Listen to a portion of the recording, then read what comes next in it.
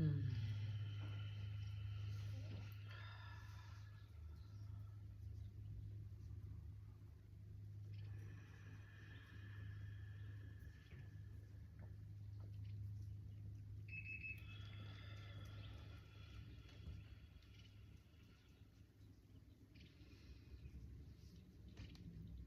starting today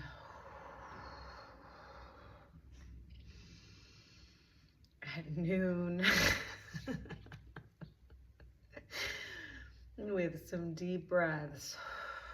Man, I have already had a day and it's noon and I'm resetting.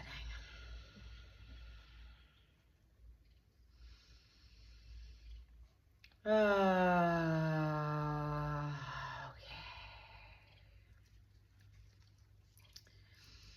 I woke up this morning with the intention, I guess I didn't even really have an intention, and that's why things got so out of control. What I've been working on, trying to cultivate, is creating space for my spirit, creating intentional spiritual space, while also trying to become aware of the moments in everyday busy life that I can also cultivate a presence that helps me hold that space in other times other than when I'm just meditating. Because but meditation is also important, which I've been neglecting, so it's kind of they go hand in hand.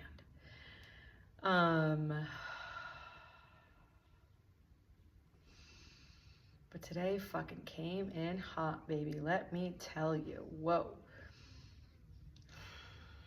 I stayed up late watching Netflix. Well, I was like sleeping but awake. It wasn't really late, actually. It was like Tyler and Asher had gone to pick up his wallet, which he had forgotten in Topanga Canyon. And so I was like, oh yeah, time to myself. I'm just gonna rest.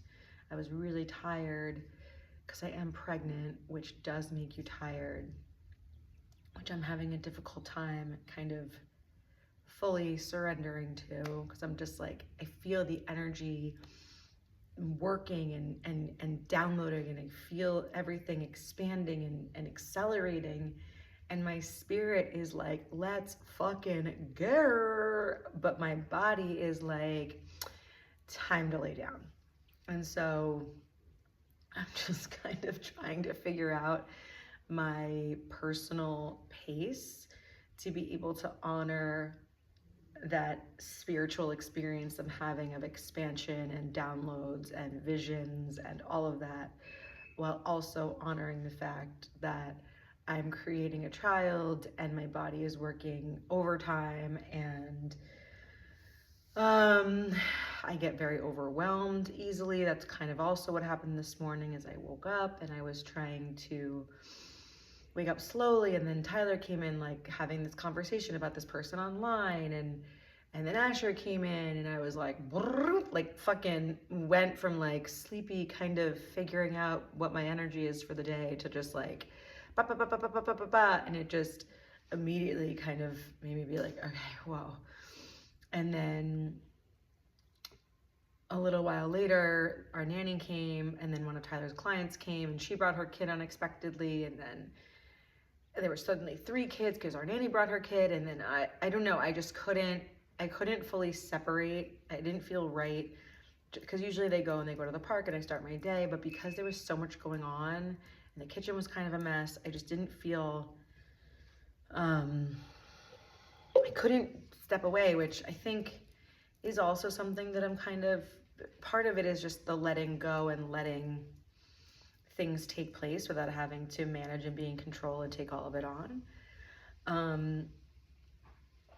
Anyways, the other kid was crying, and then Asher started crying, and then Asher was acting out, and then I was trying to feed him, and the other kid followed me to the kitchen, and then I turned around and I knocked him over, and then he started crying, and it was just like, it was an emotional pile-on of me and 2 toddlers, and I just was like, I am not ready for my second child to be here yet. Like, I'm still getting in a rhythm, and it was just all too overwhelming. Luckily, Tyler's client is this wonderful woman named Susie, and she is a therapist, and she was literally there to like catch me while I was falling. And like, she's a 75-year-old East Coaster who has like major surrogate mom energy for me, and she literally just let me cry in her arms for like 15 minutes, which like, I'm gonna cry again just thinking about it, because as someone who has lost her mom, having someone who is a mom to catch you when you're trying to be a mom is like, it is so important. And I'm so grateful that she was here. Anyways, let's not make this about me having another emotional breakdown. Okay.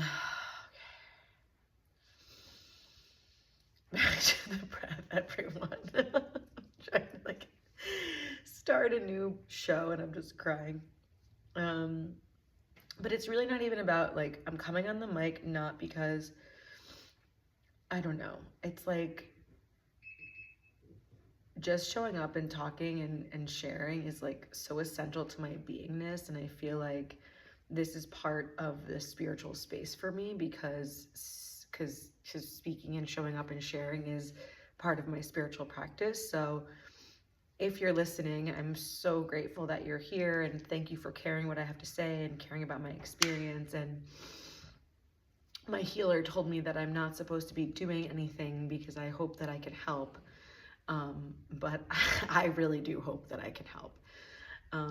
She's like, it has to start with you. You have to, and I know I read this in Elizabeth Gilbert's book, Big Magic, which was essentially like, if you're doing something because you think it's going to help somebody, like stop and rearrange and start doing it for yourself. And I think that's kind of where I struggle, but maybe where like this cycle is trying to, like what I'm being called to step into is that cultivation of starting with myself so that I can feel grounded, feel connected, and show up in the way that I'm being called to show up, or share, or express, or whatever. I think I've talked about this so many times in different iterations, and I don't really want to get into it now because I really want to let it go, but I think I'm in the final stages of letting go of the past public version of myself, and almost like every other time that I've tried to show up here, I've still been like weirdly in a state of reaction, and healing and judgment of myself and fear of perception and judgment from others. And so it feels appropriate in this window of time, this eclipse of just so much fucking letting go. Like the fuck, like the eclipse was building and I was like, I don't see what everyone's so on about. Like I feel good. And then like leading up to the first one, and then we got to the full moon and I was like, I think I was genuinely trying to bury my head in the sand and just like move through it without processing, because sometimes when you're a mom and you just have responsibilities that are really genuinely outside of yourself, it is easier just to neglect yourself because you're just showing up so much, so you're just tired. So at the end of the day, you're like, you know, I don't really, to cultivate the space for me is my greatest challenge. And having a family and having a child is almost like the ultimate excuse to not do that. So I really want to get better at, I guess just doing what I'm doing right now. But anyways, the moon came and I was trying to watch that fucking Netflix show, My Life with the Walter Boys, which like I maintain is like, it's like candy to my romantic soul. Like I just love it so much. And I don't know why. I think it's just like, it's so sweet and innocent as like the backdrop to like the other exterior chaos that I'm like, if I'm gonna be watching anything, like please let it be this like sweet family story and like high school romance. Like that's pretty much all I ever want. So But I'm watching it and I know when I'm doing something that I'm avoiding something. Like, it's clear that when I'm like fucking crushing and binging television sometimes, it's like, it's a very passive way to consume, and it's creative in a way. I mean, I love media, I make media, I write TV, like it's definitely part of like the worldview of Stephanie Simbariism, but there's times when I'm doing it to escape and I'm aware of that. And this was one of those times because the moon was so fucking bright and it was shining so clearly. So where our TV is in our little living room, and there's a huge door / window like right there, which we don't have a curtain on, even though we constantly talk about getting a curtain for it. We've yet to do that. Hold on, I'm gonna stretch my jaw. Not to mention working on TMJ like in perpetuity. Like, it's just part of the fucking, like, my jaw is literally tired after talking for 12 minutes. I think that should show you that I need to be practicing more and doing more exercises and getting into a new pattern. So anyways, the moon's shining in because there's no curtains, and I'm like, at first I'm like, what is that insane bright light? Like, who has like a floodlight on outside? And then I lean a little to the left and I realize, you fucking idiot, it's the moon. Oh my God. And then I was like, oh, it's the moon. I kind of tried to still ignore it, even though like I worship the moon. Like you see, I have the tarot banner. Like, the moon is my North Star of energy, emotion. I feel like I follow in a very intuitive way. And I feel like I'm very tapped into the moon's wisdom. So the fact that I was ignoring it was interesting. So then I was like, that's interesting. So I turned off the TV, I went outside, and there was a chair right in my yard that was just basking solo in the moonlight. So I was like, perfect. Thank you for beckoning me over there.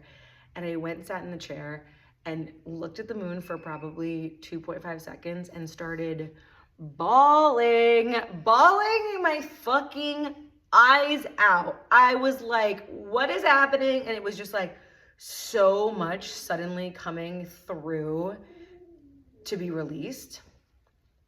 And I feel like since that window opened, and I woke up the next morning, I was like, I think I'm okay, but I'm still moving through it. But like, that was days ago, and I'm still very much in the shedding, releasing process of this cycle of renewal and like karmic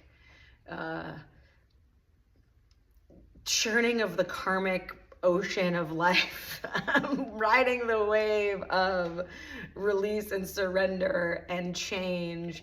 And dear God, not for the faint of heart. Like,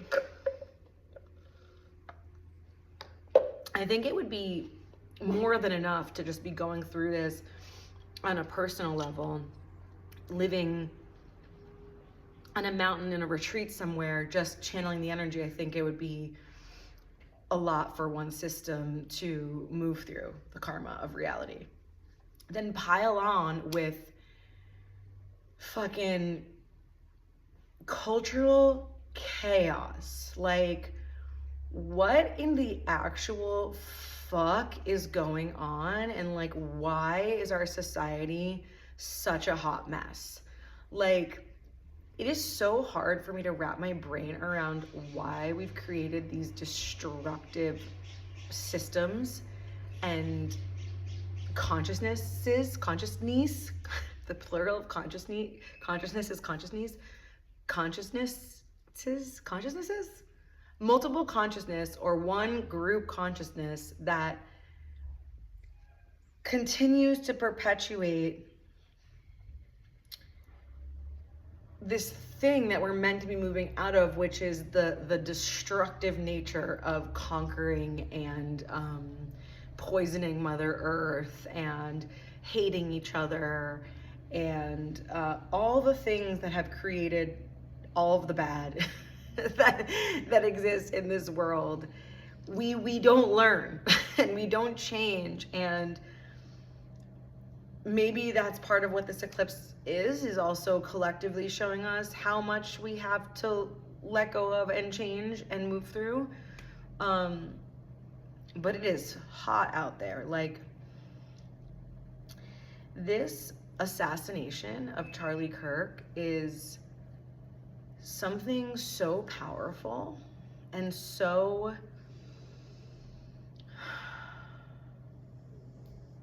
I let me first give context for anyone who's like, oh no, not this person being obsessed with Charlie Kirk, because that might be where you're at. And like, I respect if you weren't aligned with him. Like, that's not what this is. Like, I wasn't like, Charlie Kirk speaks the truth of my heart. Like, that's not. I thought that he had a very interesting perspective and way of operating in the world, and I respected his convictions and his commitment to finding objective reality, even though he also was a man of God and he believed certain things, like he would never let his wife have an abortion. Maybe he wants abortion to be illegal, but he's using logic to explain, which I don't necessarily agree with. I don't agree with that abortion should be illegal, because I think legislating bodies is just generally a bad idea. But I do think that we culturally should examine our obsession with abortion and the way that we talk about it as this frivolous kind of easy to go to thing. You know, I was actually watching one of his videos, and this teenage girl was like, well, if I were to get pregnant, it would ruin my life, then I should be able to get an abortion. And he's like, well, having sex, you should know that one of the risks that you incur if you're not responsible is that you could have a baby. And it's like, that's objectively true. Like, and I think I agree that there is a callous nature to just saying, and if I get pregnant, I'll just kill the baby. Like, even if you don't think it's a baby. And then he made a really funny point where she was like, it's not a baby until he was born, it's a fetus. Till it's born, it's a fetus. And then he's like, well, have you ever been to a fetus shower? And it's like, that's good logic. Like, that tracks. And so it's stuff like that I was like, yeah, like, I don't agree with the politicization or legal or what's the word? Shh, guys. Fuck, the word is escaping me, but it's I think I already said it. With creating legislation around our bodies, but the logic and the idea that it's not this thing that we should just be like, it's our right and we can do what the fuck we want, and we talk about things with such disconnect. And I think that is what I resonate with. Anyways, beyond the scope of the context of his life, and I'm sure there's other things that you could give me an example of or send me videos of that I'd be like, yeah, I don't agree with that, that's fucked up. Like, but that doesn't mean he deserved to be murdered, you know? Like, that A doesn't equal B. And the choice that he made to travel around and speak to people openly and have this dialogue is what we need. We don't have that, and therefore we can't ever come to any consensus on issues. We can't ever grow. We can't ever come together respectfully and lovingly in our disagreements, and that's creating this huge fucked up chasm that's creating actual literal violence. So I wrote this thing in my notebook before, which I wanted to share with you, because I think that each and every one of us has a responsibility to become aware of the words that we speak and the power that those words hold. And this is true, like, anyone who's learned anything about like manifesting knows that words have power. There's affirmations. You might want to change your relationship to your body, so you might put on your mirror, like, I love my body, I have a healthy relationship with food. Like, I've done this before. When I see myself, I see energy and I see radiance, and when I walk, you know, like, affirmations over time create your own reality. Like, I'm finding aligned partnerships. I am so lucky to have found this wonderful person that I'm going to marry. Like, before I met Tyler, I had my altar and I was putting prayers into I had this little egg because I thought it was cute, but it could be anything. It could be a dish, it could be a box, whatever. And like, I had sat at my altar and every day I said my prayers and I wrote them on a piece of paper, the ones about a relationship and about family that I was trying to call in, and I folded them up and put them on the altar and I wrote them all in the present as though they had already happened, and they were acts of gratitude. It was like, I love how when we're together I feel like myself. I love how much our love feels like home. Like, I wrote everything that I wanted to feel in the future as though it was present. That is manifesting, like, full stop. The law of assumption, as Cliff calls it, Cliff Matsuno, one of my gurus, he would hate that, sensei. The law of assumption, not the law of attraction. It's you create it as though it's already happened. And I feel that in culture, our big downfall and our big fuck up is that we co-create with our words the very thing that we are trying, that we then say that we didn't want to create. So let me just read what I wrote. Do you ever notice how when an act of division or violence happens, the very people, politicians, talking heads in the media who've sown that division suddenly call for a non-violent approach? You've seen it. You've seen Bernie Sanders do his thing. You've seen Cory Booker do his thing. You've seen Donald Trump do his thing. You've seen CNN pundits. You've seen Fox News. You've seen The Daily Show. You've seen everyone suddenly coming out and saying violence is never the answer, which I agree with. But your words are violent and they can inspire actual violence. They are telegraphing a message to everyone and anyone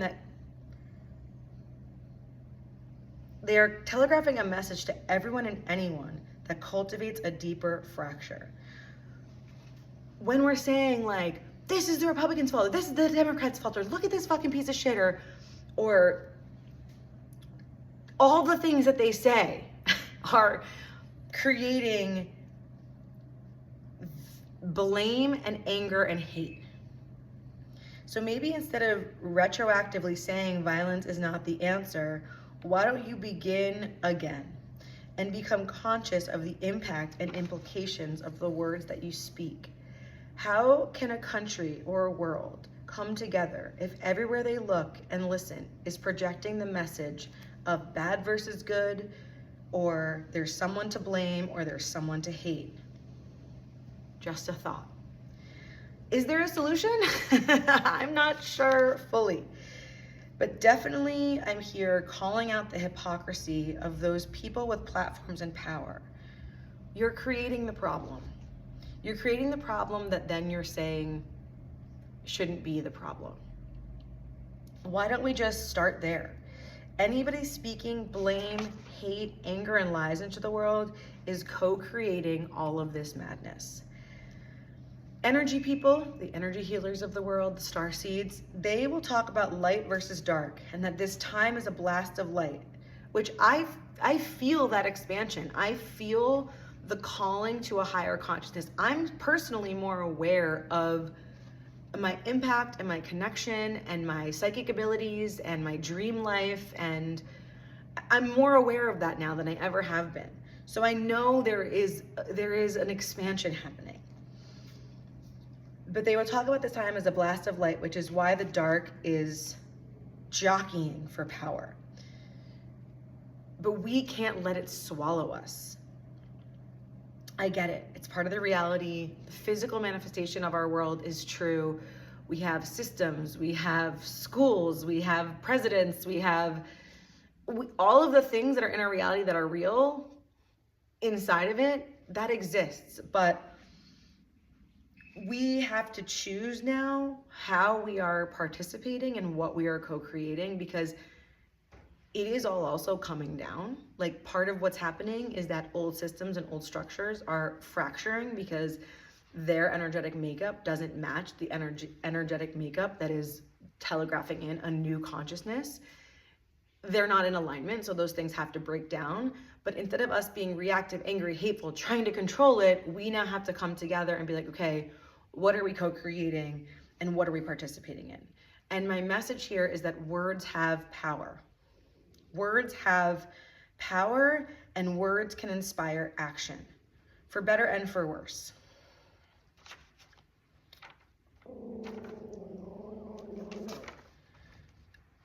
You know, I also wrote this down, which, yeah, I mean, there's so much to keep going on there. I know I'm running out of time because my nanny's gonna be home in 5 minutes, so I kind of want to like wrap this up in under 30. But I think I'll just add this to it, which is that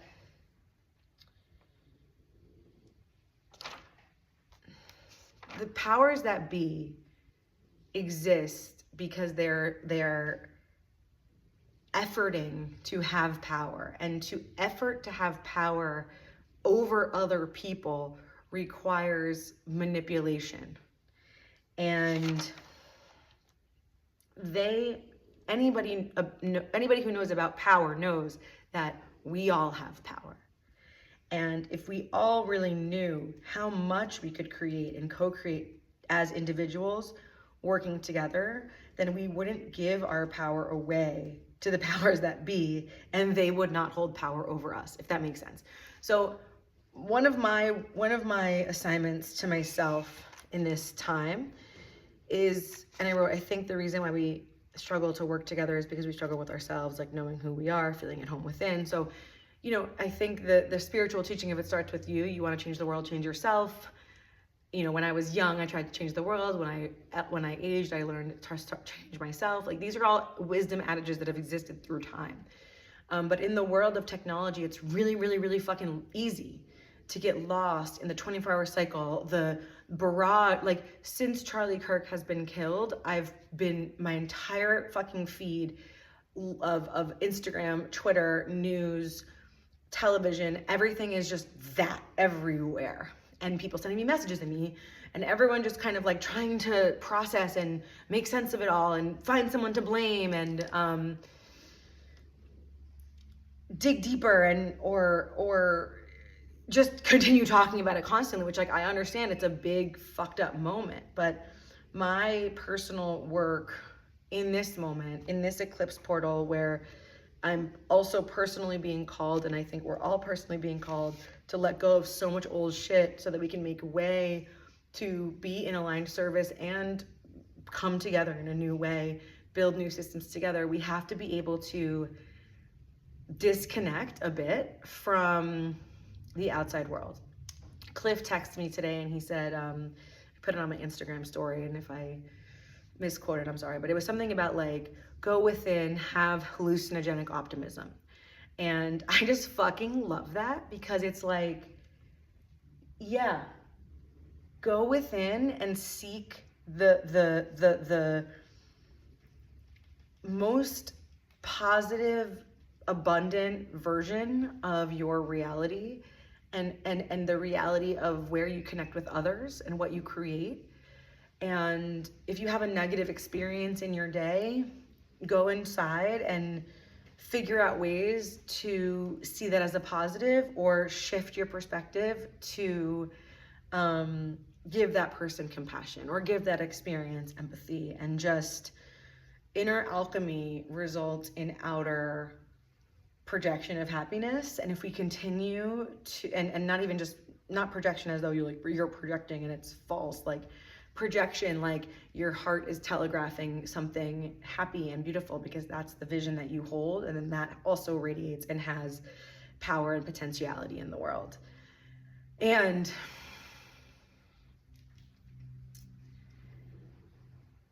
to be very, very, very aware and conscious and cautious of how much energy we're tethering to the current narrative, and how much power we're giving away to it, and how much fear it's inciting with us, and how much anger it's inciting with us. And to cut yourself off sometimes from that, to say, like, this is not making me feel good, checking in with my own system, my own body, like, this is a fucked up situation that's happening, and like, I feel it too. I feel myself feeling really frenetic and not knowing how to relax and not knowing how to cultivate space, and then just trying to drown myself in Netflix, as I said. You know, like, I get it.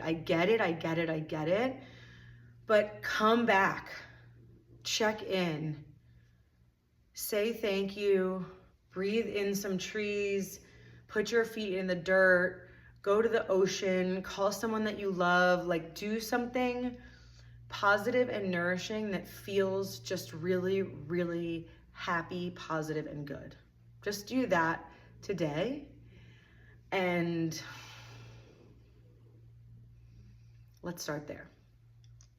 Okay, this has been 30 minutes with me, and I'm so grateful if you've watched, if you've listened, and yeah, I think this is gonna be something that I really try to do. I was telling Michelle, like, I really just want to show up for myself. Michelle, Terra Rising, shout out. Thank you for always helping me with my energy and my awareness. Like therapists, energy healers, astrologers of the world, I thank you. You are doing the Lord's work. Preachers, whoever you go to that is your source of parents, mentors, elders, like whoever you go to that is your source of reminder and connection. Thank you, thank you, thank you. And I was telling her that I really want to do something like this, and she was like, well, the reason why you're not doing it and why you can't cultivate something daily is because you're not showing up for yourself. And I was like, fuck, she's right.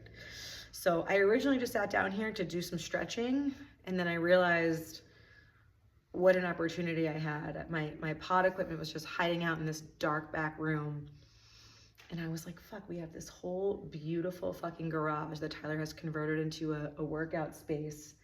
But I can post a little witchy podcasting corner up in here and really cultivate a deeper fucking vibe. I think everybody's seeking that. I think everybody can connect with that. I'm gonna spritz my Palo Santo. I'm gonna say thank you once again, and see you next time. Love ya.